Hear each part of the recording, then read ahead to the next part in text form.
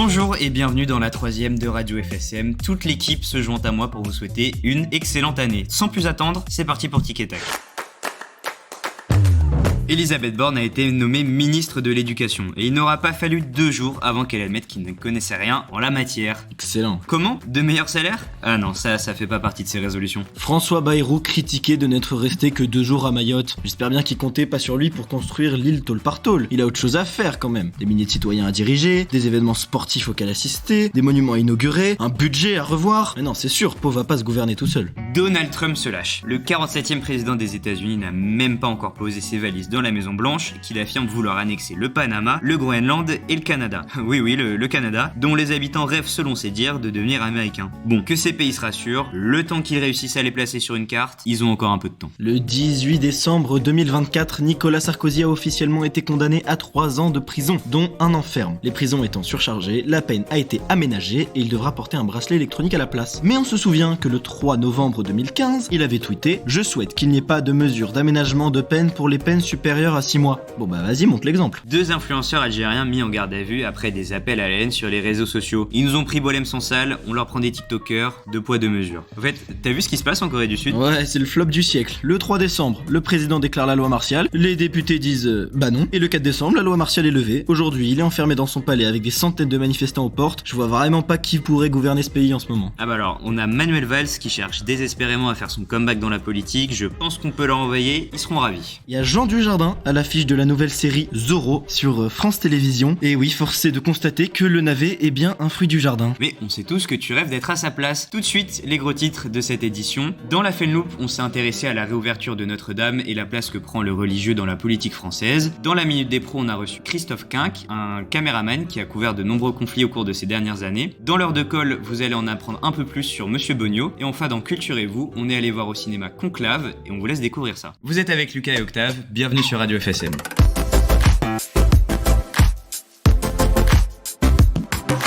C'est parti pour la Fenloop, présentée par Aliénor, Neila et Bérénice.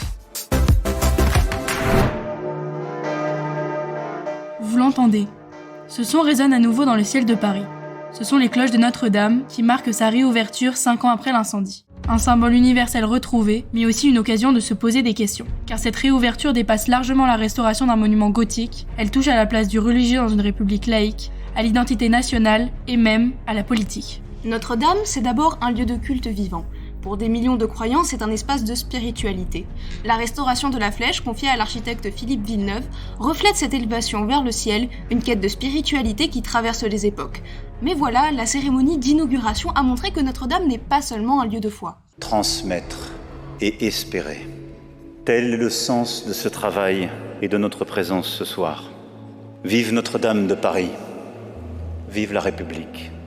Vive la France. Imaginez la scène. Ursula von der Leyen, Volodymyr Zelensky et même Donald Trump pour sa première sortie internationale, tous rassemblés sous les voûtes d'une cathédrale. Et pourtant, le pape François, lui, avait décliné l'invitation. Une cérémonie aussi politique dans une église, ça fait réfléchir. C'est vrai que quand j'ai vu la cérémonie, je me suis pas du tout posé la question de est-ce que cette cérémonie entrave sur la laïcité du pays. Alors déjà, je pense pas, dans le sens où Notre-Dame, c'est un monument historique du patrimoine français. Voilà, Notre-Dame rayonne à l'échelle mondiale et sa réouverture, il faut la voir aussi comme la réouverture d'un monument français et pas forcément comme d'une église. Moi je pense que dans un lieu de culte, il faut savoir discerner les événements religieux et les événements culturels, comme par exemple un concert que je peux aller voir à Notre-Dame sans pour autant adhérer à la religion. Pour moi, c'est plus le symbole que représente Notre-Dame dans le monde plutôt que le fait que ce soit une église. Parce que par exemple, Notre-Dame, ça fait aussi penser à Victor Hugo, Bossu Notre-Dame qui est aussi très connu et qui n'a rien à voir avec la religion des personnes. Donc pour moi, j'ai pas pensé que la laïcité était bafouée quand il y a eu cet événement avec des personnalités politiques. Est-ce que l'on célèbre ici un symbole religieux ou est-ce qu'on le transforme en outil de soft power ? Car il faut le dire, Notre-Dame dépasse largement le cadre religieux. C'est un outil de rayonnement culturel pour la France. L'incendie de 2019 l'a prouvé. Des dons sont arrivés du monde entier, faisant de la cathédrale une icône de résilience et d'unité nationale. Rappelez-vous, Emmanuel Macron avait lancé un appel à s'unir pour reconstruire. Aujourd'hui, c'est mission accomplie. Mais la cathédrale devient aussi un point de ralliement politique et culturel. Et derrière cette réouverture, il y a eu un immense défi technique. Pendant 5 ans, artisans, ingénieurs et architectes ont travaillé jour et nuit. Restaurer un édifice de 850 ans tout en intégrant des techniques modernes, ce n'est pas rien. Bonjour Luciana, vous faites partie de ces près de 2000 restaurateurs. Est-ce que vous pourriez vous présenter rapidement et votre rôle pendant la restauration? Alors je m'appelle Luciana Bocca-Bembaron, je suis restauratrice de tableaux et de peintures murales et j'ai participé avec une équipe à peu près une vingtaine de personnes sous la mandataire Marie Parent à la restauration de 11 chapelles de la cathédrale de Notre-Dame après l'incendie. Pendant toute cette période de restauration, est-ce qu'il y aurait des éléments, qu'ils soient architecturaux ou artistiques, spécifiques qui incarneraient selon vous cette réunion à la fois de la foi justement et de l'histoire nationale ?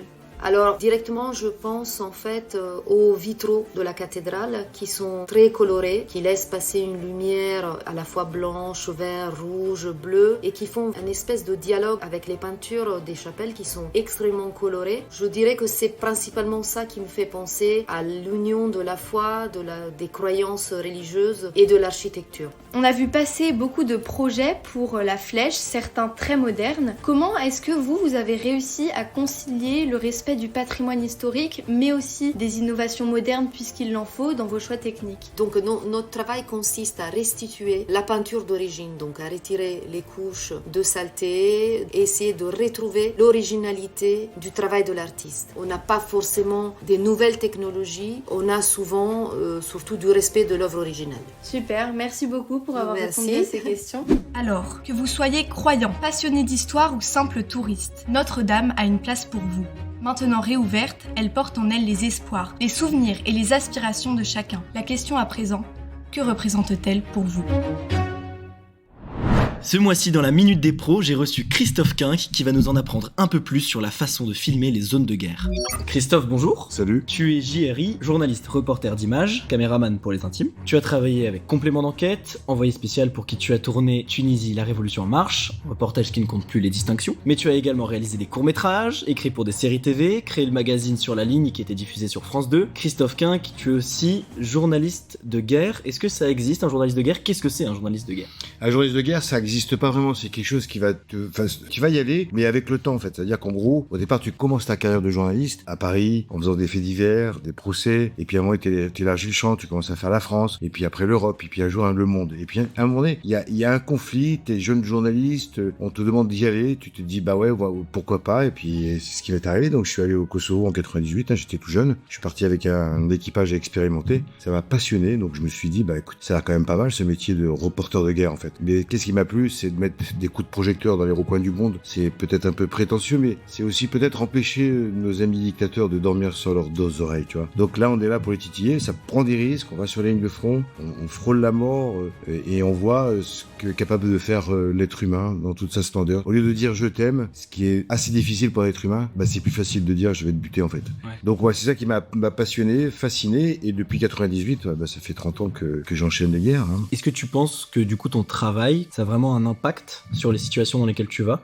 L'impact, c'est de, par exemple, si on parle du Soudan aujourd'hui ou du Yémen, il y a encore des images, il y a encore des gens qui prennent le risque d'y aller. Nous, on a encore essayé d'y aller avec France Télévisions. Moi, j'ai pris un risque considérable, et c'était avec une journaliste qui s'appelait Martine Laroche-Joubert, où on est parti en Syrie, clandestinement. C'est-à-dire qu'on a traversé la frontière turque à pied, on a rampé sous les lignes, on est rentré en Syrie et on est arrivé jusqu'à Homs. Donc ça a pris 2 jours. Et quand on est arrivé à Homs, c'était le début de la révolution syrienne, et on était dans en 2011. En 2011, ouais. C'était le début de la révolution syrienne. Et ce qui était assez frappant, c'est que les gens, ils manifestaient, mais avec les pancartes à l'envers. Pour que tu puisses filmer le sens de la pancarte, mais pas voir le visage. Parce que sinon, ils allaient être soit chopés, soit tués. Et ça, c'est tout le début d'un massacre qui va durer 14 ans et qui s'est arrêté il y a une semaine quand Bachar al-Assad est tombé. J'ai même pas réussi à trouver le nombre de guerres que tu as couvert. Peut-être que t'as une idée. Si je te dis comme ça, Afghanistan, Irak, Libye, Syrie, Tunisie, Somalie, Sierra Leone, Libéria, Côte d'Ivoire, Mali. Donc il y a un sacré paquet. Et... Tchétchénie, Ukraine. Et parmi toutes celles-là, est-ce qu'il y en a une qui t'a particulièrement marqué? Celle qui m'a marqué le plus, c'est celle où j'ai perdu mon meilleur ami devant moi, qui s'appelait Gilles Jacquet. On était en Syrie, on était parti à Homs. On était en train de faire un reportage sur la famille Al-Assad en fait. Et à Homs, il y a eu une attaque, il y a eu 4 obus qui sont tombés, et le 4e est tombé entre lui et moi. Et lui, ça l'a tué, et moi, ça ça m'a blessé. J'ai dû récupérer le corps, l'amener dans un dispensaire, le protéger, appeler Paris pour qu'ils viennent nous récupérer. Enfin bon, ça a été un enfer. Enfin, ce que je veux dire, c'est que le reportage de guerre peut être impressionnant. Voilà, je viens de dire tous les pays que j'ai fait. J'ai été sur la ligne de front, j'ai vu la mort, j'ai été confronté à la mort. Et là, j'ai été touché personnellement parce que c'était un de mes meilleurs amis. Mais il est mort devant moi au nom de l'information. C'est un assassinat parce que c'est le clan Assad qui avait décidé de nous supprimer parce qu'on était trop curieux. Mais malgré ça, tu t'y retournes. J'y suis retourné après, je le cache pas, j'ai eu le syndrome post-traumatique, c'est souvent les militaires qui l'ont, mais les journalistes l'ont aussi. Après avoir vécu la guerre, est-ce que, de retour au monde normal, on s'ennuie? On me pose souvent la question, t'as vécu un moment complètement fou, t'es le seul avec ton équipe à l'avoir vécu, les autres n'ont pas l'idée de ce que t'as pu vivre. Quand tu rentres, effectivement, il y a un peu un sas de décompression. Moi, j'ai une femme qui m'accompagne depuis 25 ans, j'ai mes enfants, 2 filles, et c'est avec ma femme que voilà, je vais rester 2-3 jours où elle me dit toujours, avant que tu partes, 2 jours avant, t'es pas là, parce que je suis en train de préparer toute ta mission, et quand tu rentres 3 jours après, tu reviens en fait, comme si je revenais de quelque chose d'un peu infernal. Mais une fois qu'on est revenu, après on passe à autre chose parce que la vie reprend. Au front, est-ce que t'es avant tout journaliste ou humain? C'est-à-dire que si tu vois un mec coincé sous une voiture, qu'est-ce que tu vas faire? Est-ce que tu vas le filmer? Est-ce que tu vas le secourir? Les deux? Dans quel ordre? Ouais, bonne question. C'est une très bonne question. Alors, quand il est mort, c'est réglé, je le filme. Non, je vais l'aider, évidemment. Je vais l'aider. Est-ce que ça m'est déjà arrivé? Non, parce que généralement ils sont morts. Sur une note un peu plus joyeuse, est-ce que t'arrives à te souvenir là comme ça, peut-être que c'est difficile, mais d'un moment d'humanité au milieu de le désastre de la guerre? En Haïti, cette femme, c'est la chute d'Aristide qui est un dictateur. Nous, on est enfermés dans ce pays parce qu'il n'y a plus d'avions, il n'y a plus rien. Les Américains vont venir et les Français aussi pour remettre en place un pouvoir démocratique, même si ça n'a jamais été une démocratie finalement au final, Haïti. Et c'est cette femme qui va accoucher. Alors ça m'a marqué parce qu'elle a accouché. Tu vois les rigoles, le trottoir, la rigole. Elle s'est mise à 4 pattes et elle a accouché là. Ouais, ça c'est une image qui m'a marqué, ouais. Elle a donné vie dans le chaos. Et tu me parlais de tes enfants. Est-ce qu'ils suivent tes pas? Non, ma fille, elle est sur TikTok. Donc elle a 175 000 abonnés et elle raconte des histoires. Et un jour, elle a raconté l'histoire de son père qui lui ramène des cadeaux. Et en fait, c'est foutu de ma gueule, en fait, parce que je ramène toujours des cadeaux à côté de la plaque. Et en plus, ce qui était bien, c'est que comme elle monte comme vous, là, en fait, elle fait un montage, machin, et elle portait les cadeaux nuls que je lui avais amenés. Maintenant, quand elles étaient petites, c'était papa qui rentrait avec des cadeaux. Après, elles ont grandi, et puis après, elles ont commencé à poser des questions. Et puis, effectivement, des fois, elles s'intéressent à, voilà, qu'est-ce qui se passe en Syrie, en Libye. Donc, ça m'aide aussi, moi, à pas non plus continuer à tourner autour de la mission que j'ai faite, à déconnecter complètement. Ouais. Bah, trop bien. C'est vrai. Merci beaucoup. Génial. Et j'ai galéré pour venir chez toi. J'ai posé le scooter, mais je sais pas, 12 km. T'as pas trouvé de place là-dedans? Non, parce que c'est en sens interdit. On vous a menti. On vous a dit le mois dernier qu'on avait complètement renouvelé le format de l'heure de colle et force est de constater qu'on a récidivé. On accueille Monsieur Beugnot aujourd'hui avec un format encore une fois complètement différent et on vous laisse découvrir ça. Bonjour à tous et bienvenue dans l'heure de colle. On a la chance d'avoir avec nous Monsieur Beugnot qui nous fait l'honneur de répondre à quelques questions et vous allez voir, les réponses vont être surprenantes. Déjà Monsieur Beugnot, bonjour. Bonjour. Peut-être pouvez-vous vous présenter en quelques mots pour celles et ceux qui ne vous connaisseraient pas. Merci pour l'invitation. Déjà je suis prof de SVT ici, c'est la 2e année. Je suis quelqu'un de très curieux, j'adore me balader dans la nature évidemment, j'adore glisser dans la neige, voilà c'est... Je sais pas quoi vous dire de plus. Donc on va commencer par des questions qui sont plutôt liées à votre matière et ensuite on passera à des questions qui sont un peu plus perso, ça vous va? Très bien. Donc on va commencer, donc quelle est l'anecdote que vous préférez en lien avec votre matière? Il y en a une que j'aime bien que j'ai fait aujourd'hui pour inaugurer l'année là. J'aime bien parler des calamars volants. Alors ils volent pas techniquement, ils planent mais c'est absurde en fait. Je trouve qu'elle symbolise bien le fait que tout existe quoi. Vraiment les calamars c'est des créatures des profondeurs et il y en a qui planent à 40 km/h en rasant l'eau sur 30 mètres à 50 mètres dans la mer du Japon. Ils font ça pour migrer sur 10 000 km.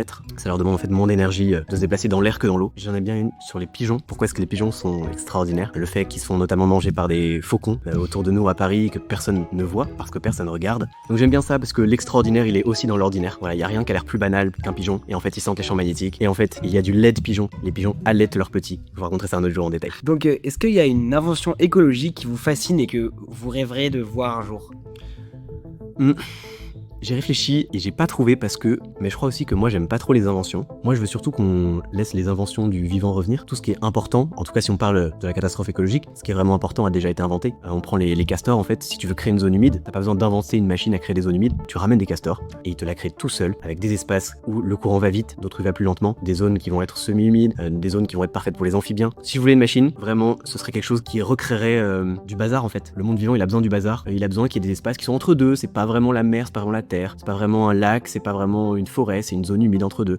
Question expérience un peu maintenant, quelle est la chose la plus bizarre ou la plus étrange que vous avez observée dans la nature? Pour le coup, c'est plutôt une sensation, c'est plutôt une odeur dont je voudrais parler. C'était cet été, on nageait avec mon frère, on essayait d'atteindre un tout petit îlot, donc on nage, etc. Enfin, moi j'ai failli pas y arriver, et voilà, bon, finalement on y arrive. Donc on explore l'endroit, c'est fou parce que c'était hyper sauvage, c'était hyper hétérogène, et on a trouvé des crottes de loutre, ça s'appelle des épreintes de loutre, et ça a une odeur qui est mais indescriptible. Ça ne ressemble à rien d'autre que tu as déjà senti. Ou alors c'est un mélange de gnoc mam, de miel, et je m'étais dit, ça fait longtemps que j'ai pas vraiment découvert une sensation nouvelle. Pourquoi je raconte ça aussi? Parce que bon, on était un petit peu fiers, c'est extrêmement rare de trouver des traces de loutre, c'est vraiment l'animal invisible. Merci beaucoup, du coup on va tous partir à la recherche de crottes de loutre maintenant. Si vous pouviez observer un phénomène naturel de très près sans aucun risque, lequel choisirez-vous? Il y en a deux, j'arrive pas à trancher. Le premier, ce serait descendre dans les abysses et éteindre la lumière. Avant, quand on descendait dans les abysses, on envoyait des sous-marins, et ce qui est une évidence pour nous, on leur mettait des énormes projecteurs, etc. On se rend compte en fait qu'il faut descendre en éteignant les lumières. On descend et en fait on se rend compte que ça ressemble à quoi les abysses?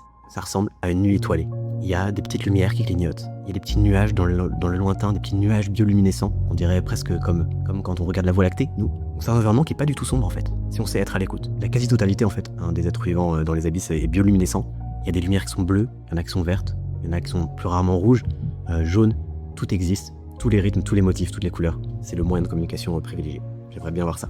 Le deuxième, ce serait éventuellement d'aller dans le désert. Vous avez sûrement déjà vu des images quand les déserts qui n'ont pas reçu de pluie depuis des années, d'un coup reçoivent un orage, une grande pluie, et que en quelques jours, le désert entier fleurit. Ça a l'air assez fou. Dernière question donc liée à la SVT. Quel animal ou végétal est selon vous injustement sous-estimé ou mal aimé? Franchement, les moustiques. Tout le monde déteste les moustiques. Et je le comprends moi-même, je suis le premier à avoir envie de les écraser. Mais ils ont plein d'atouts pour eux. Le seul insecte qui s'est volé sous la pluie, en fait, ils se prennent des gouttes d'eau qui font 3 fois leur poids. Ils tombent un peu avec la goutte d'eau, ils ont une technique un peu de rodéo où ils font rouler la goutte. Ils avancent comme ça, en faisant que chuter, remonter. Il y a le fait que tout le monde les déteste alors que ce sont des pollinisateurs. Les moustiques sont des grands pollinisateurs, la quasi-totalité. On parle tout le temps des abeilles, les abeilles c'est les stars. Voilà, c'est une partie de la pollinisation. Donc je dirais les moustiques, aussi parce que voilà, on a une vision un peu négative des parasites, etc. Mais on a besoin de tout le monde. Les moustiques, ils sont hyper importants aussi dans les écosystèmes parce qu'ils font partie des seuls êtres vivants dont les larves grandissent dans l'eau, mais les adultes vivent vraiment complètement en milieu terrestre. Vous l'aurez compris, arrêtez de tuer les moustiques. Sans vouloir vous faire peur, si vous deviez quitter l'enseignement, dans quel domaine aimeriez-vous travailler?